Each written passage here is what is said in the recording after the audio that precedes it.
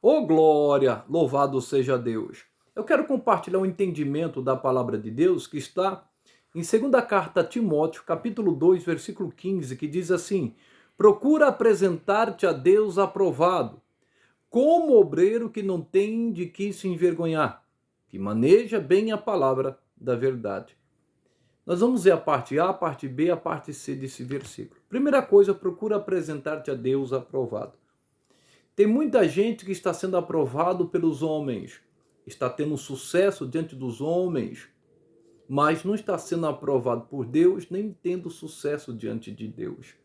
E por que isso acontece?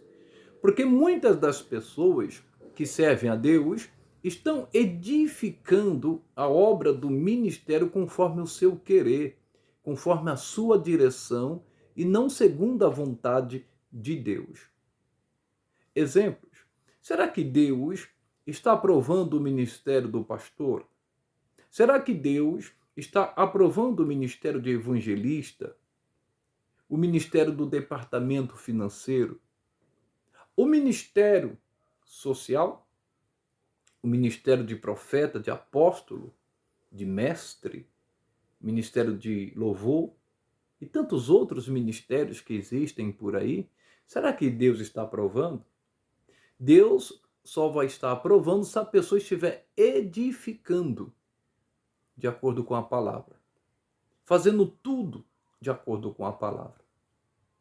Tem obras que têm um título de obra de Deus, mas não é obra de Deus, é obra do homem. Por quê? Porque está sendo edificada conforme o seu querer, conforme o seu realizar, e não conforme o querer de Deus e o realizar de Deus. A consequência desse ministério é vir ao chão, é acabar. E a queda é feia. Você se lembra do que Jesus disse? E todo aquele que ouve as minhas palavras e a pratica, assemelhá-lo-ei ao homem prudente, que edificou a sua casa sobre a rocha. Vieram as tempestades, sopraram os rios, os vendavais, tentaram derrubar aquela casa, mas não conseguiram, porque ela estava firmada na rocha. Mas aquele que ouve e não pratica é semelhante ao homem tolo que edificou sua casa sobre a areia. Vieram as tempestades, sopraram os rios, vieram os vendavais e derrubaram aquela casa, porque foi feita na areia e a queda foi grande. Por isso que o ministério é algo muito sério.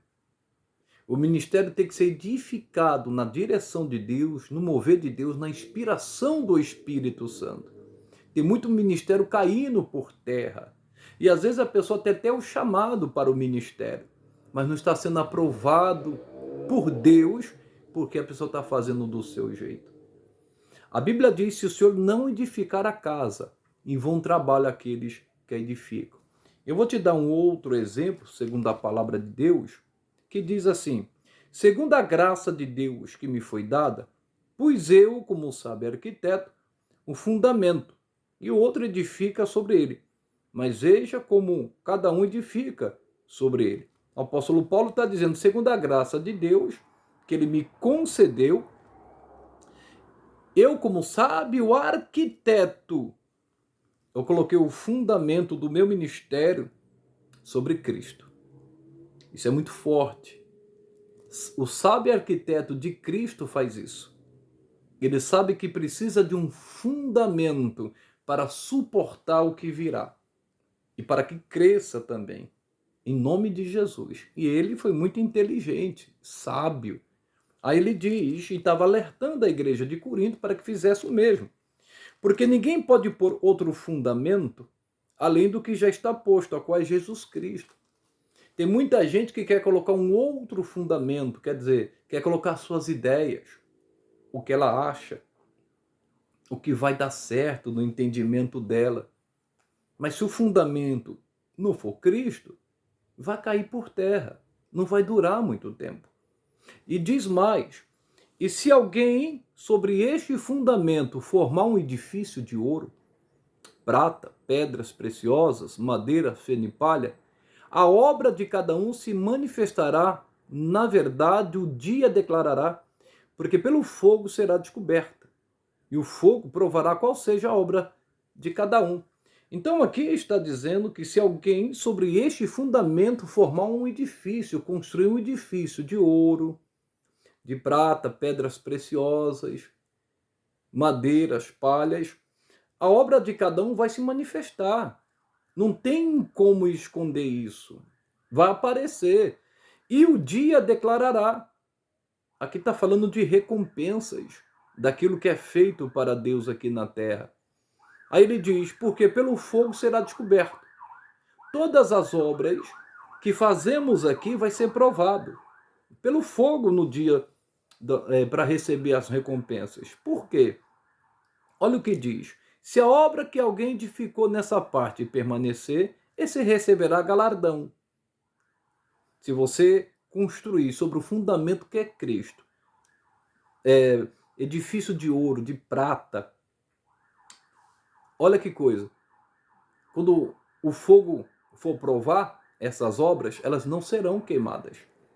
Mas se for, olha o que diz aqui, se a obra de alguém se queimar, sofrerá detrimento.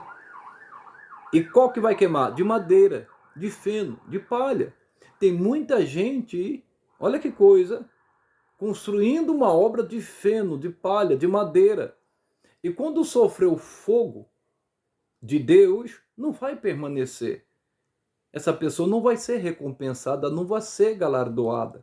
Ela pode ter tido sucesso aqui na terra, ela pode ter sido aprovada pelos homens, ela pode ter tido sucesso diante dos homens, mas naquele dia a obra de cada um será provada. Mas o tal será salvo todavia como pelo fogo. Mesmo a pessoa fazendo a obra, seja qual for ela, que vai ser provado pelo fogo, se ela queimar ou não, se a pessoa é de Cristo, ela vai ser salva. Louvado seja Deus, é uma bênção que existe a salvação. Só que quanto mais a gente fizer aqui para Cristo, nós vamos ter recompensas. E eu voltando para lá, 2 Timóteo 2,15 diz, procura apresentar-te a Deus aprovado, e nós vimos como a obra vai ser aprovada. Vai ser provada pelo fogo. E como essa obra vai prosperar, vai crescer? Se ela foi edificada na palavra. Se ela tem um fundamento que é Cristo. Não podemos fazer as coisas de qualquer maneira do nosso jeito. Por isso temos que pedir direção a Deus. Porque a obra de Deus, ela cresce, ela prospera quando tem inspiração do Espírito Santo, mover do Espírito Santo e quando é feito de acordo com a palavra de Deus. Essa pessoa vai ser aprovada diante de Deus. Louvado seja Deus. Por isso, às vezes nós vemos muitas pessoas tendo sucesso aparente. Muita gente. Mas, às vezes, é feno, palha e madeira. Pode ter recompensa aqui, mas na eternidade não vai ter. Tem muita gente que fica até chateado com algumas pessoas, com algumas pessoas do ministério que aparentemente estão tendo sucesso. O Salmo 73 diz isso, é muito forte. O Asaf disse, um grande homem de Deus, ministro de louvor, ele falou, quase me desviei, faltou pouco. Ele quase se desviou por ver a prosperidade dos ímpios. Até que ele entrou na presença de Deus, entrou no santuário e viu o fim deles. Eu quero dizer para você, olhe para Cristo, olhe para a palavra e faça tudo de acordo com a palavra. Quem dá o crescimento é Deus. Você não tem que apressar o processo. Não apresse. É que nem uma semente, quando você lança, é o processo natural, o crescimento. É que nem uma criança. Você não pode exigir que ela cresça rápido demais. Não.